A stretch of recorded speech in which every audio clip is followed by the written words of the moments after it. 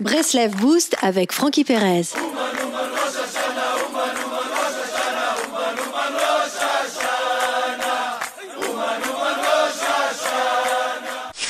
Lorsque nous dormons, notre âme s'élève et s'alimente en énergie spirituelle. C'est la raison pour laquelle notre organisme éprouve un réel besoin en sommeil. Ces quelques heures de sommeil rechargent notre batterie spirituelle, laquelle nous permet de pouvoir tenir physiquement et émotionnellement le temps d'une journée entière. Cet enseignement est à l'image des 6 jours de la semaine par rapport au Shabbat. De même que garder à l'esprit le jour du Shabbat nous permet de tenir durant notre semaine, le sommeil nous alloue force et vitalité pour la journée suivante. Plus nous sommes connectés à l'autre monde, moins notre besoin en sommeil se fait sentir. Les tzadikim n'ont besoin que de peu de sommeil car leur existence est entièrement orientée et connectée à l'infini. Rabbi Nachman racontait que sa plus grande hitbodedut était celle qu'il pratiquait lorsqu'il se trouvait dans un lieu public.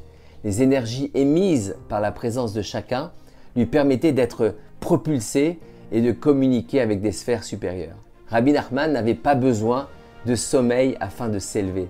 La simple présence de personnes suffisait. Puisque notre besoin de sommeil est ainsi en fonction de notre besoin de nous réalimenter en énergie spirituelle, la fatigue participe d'un manque d'énergie spirituelle. Pourquoi sommes-nous fatigués? Parce que nous manquons d'énergie spirituelle. Et comment les gaspillons-nous, ces énergies spirituelles, en nous harcelant de questions? Comment vais-je payer ma facture? Comment vais-je guérir? Comment vais-je réussir à me marier?